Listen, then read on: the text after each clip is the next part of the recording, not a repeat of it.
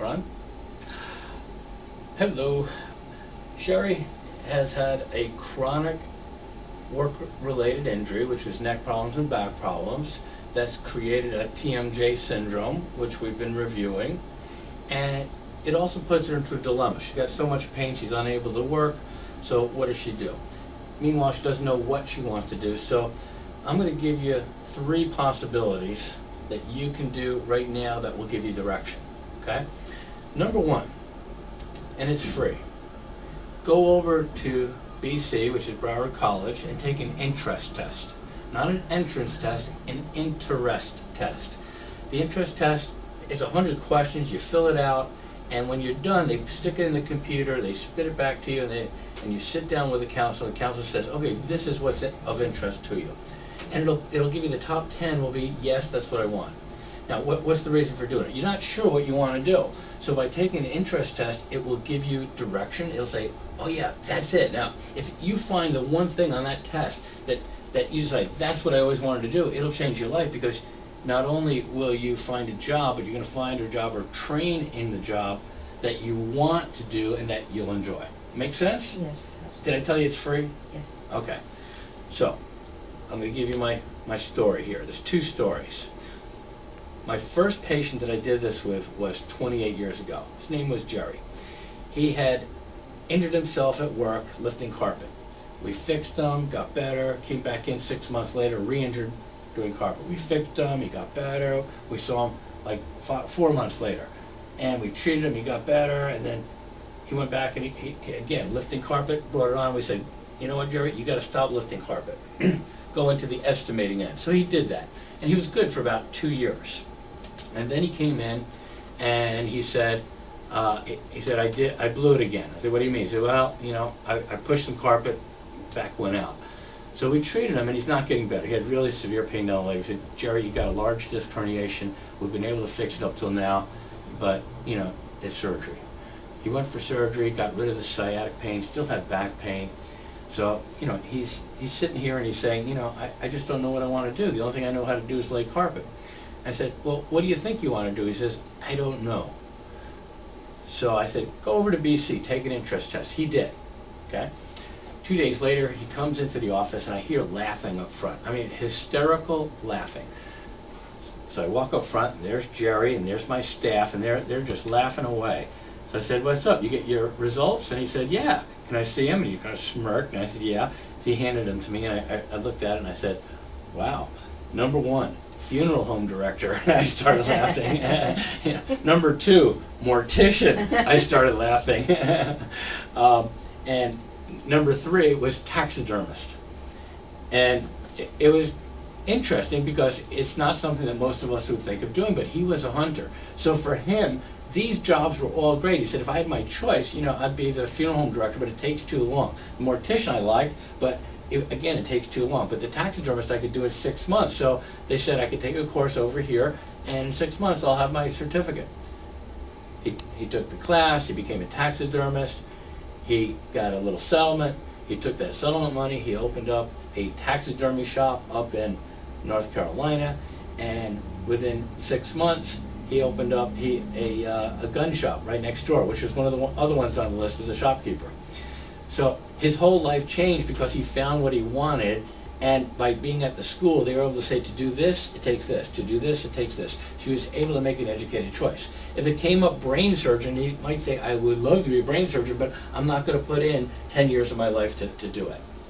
So he found what he wanted, and every year he'd come down driving a bigger pickup truck and, you know, showing off that truck, which was kind of cool. Okay, story number 2. You know what you want to do, but you have no training and no way to get it. So anybody that's looking for a job, this one is simple. If you want a job, first know what it is you want to do. Number 2, go out and find the spot that you would like to work at and pick and choose it. Okay? So my patient was Nellie. Nellie she worked for the post office. She had a fused knee and a fused ankle due to an injury. She retired early at the age of like 60.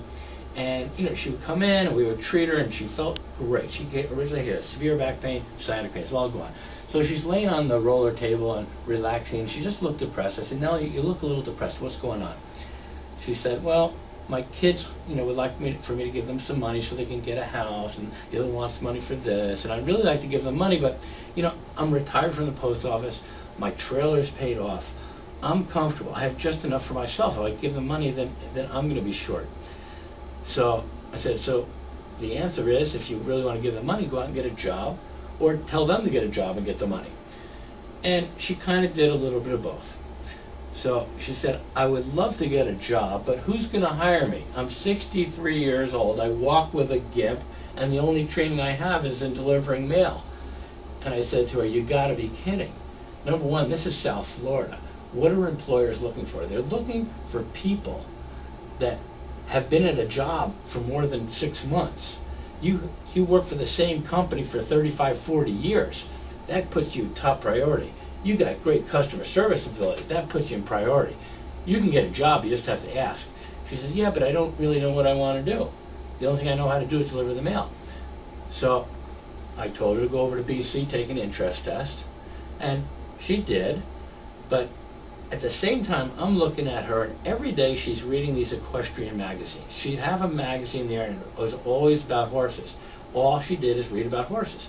So I said, why don't you get a job with horses? She says, I love horses. All I think about is horses. You can see, all I do is read about horses. But to be honest with you, I've never ridden a horse. I just love horses. So I said, so get a job with horses. She says, nobody's going to hire me. I have no training. Well, I've been around horses, and I understand what it takes to work with horses. And what it takes is a love of horses. There's nothing difficult about it, and you can learn on the job. That's what I knew. So I said to her, if I tell you how to get the job, will you do it? And she said, absolutely. So I said, okay, go down to the corner of Atlantic Boulevard and Powerline Road. There's the Pompano Racetrack. There's going to be 2 barns. They're about a quarter mile long each. You start at one end, you go to the other, and you just ask, anybody hiring? I'm looking for a job working with horses. And she said, nobody's going to hire me. I don't know anything about horses. I said, I hear you, but guess what? If you ask and they have an opening, they'll hire you. She said, okay, I'll do it. And I said, now, when you walk into the barn and you just have a gut feeling like, I like the people, I like this spot, and you've already been to 3 or 4, and you just have the warm feeling inside, change your line. She said, what do you mean? Well, change your line. You say, I love horses, all I think about is horses, I want to work with horses. If you'll train me, I'll work for free. She looked at me and she said, that might work. And for her, she would work for free because that was her love. So sure enough, she went down and she started at one end. She went to 3 or 4 barns. Nobody was hiring. She walked into one and she just really liked the people. It was a good energy. She said, I'll work for free. They said, sure, here's a brush, here's a comb, this is what you do, and to shovel shit, you just do this and throw it, and you put it over there. And she was happy, and she started grooming, and because of her love, she was the best. Within a week, they hired her. Now, the story is interesting. Remember, she was about 62, 63. I didn't see her for about 10 years. Then she comes walking in the door, and I said, Nellie, how you doing? Great. Are you still with doing the horse stuff? She said, oh yeah, I'm out there. I'm training them. I'm in the carts. I'm jockeying. It's been incredible. We travel up and down the coast to different horse shows. She became part of their family. Her life was horses. She was as happy as can be. And at this point, she's over 70 years old, and she's still out there training and grooming, and she's loving it. Okay, then she comes in about 5 years, 10 years later. She's late 70s. So Nellie, you're still, working at the barn? She says, oh yeah, I work at the barn. I love it. Matter of fact, an amazing thing happened. It was a miracle. I said, what's that? Well, we were in Pennsylvania. We were at the horse auction. Yeah. And she said, and I saw my baby. I said, what do you mean? She says, I saw the horse. It was my baby. I was there when it was born. I took care of it as a foal, and I trained it, and they just didn't feel that the horse was going to be fast enough, so they sold it. When I saw it, I knew she was a winner. I bought her. I said, you're kidding. I said, yep, bought her for $2,000. I said, yeah, but it's really expensive to keep them up. She said, I've been in this business now 15 years. I know what it takes. I'm willing to take the risk. So she bought the horse. She's almost 80 years old. She trained it. Sure enough, it plays. She made money, and I haven't seen her since, but I've heard that she's still out there. So the moral of the story is, you came in here, you haven't been working, you injured yourself, you don't know what you want to do. BC, any community college, offers free interest tests. The guidance counselor will teach you what to do. They'll give you the direction, they will guide you, and it's free. Why is it free? Because they want to place you. On the other hand, you have a work-related injury, maybe they'll train you for what it is you want, but at least if you know what you want, you can go for it. Like Jerry. Jerry went exactly for what he wanted, and he got a successful career. And he didn't re-injure his back because what he was doing was really light. And that's what's important here. You got to match it to your physical abilities as well as your mental or emotional.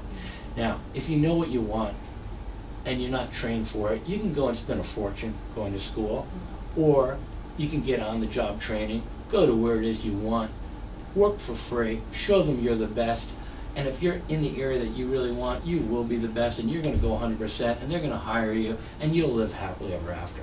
So, that's my story. Does it work for you? Can you see how you can make a difference now? I have a friend, one of my best childhood friends did the same thing Good. for herself up in Tennessee. So, yeah. Okay. I could see where that would work. Thank you. Go out and find your job.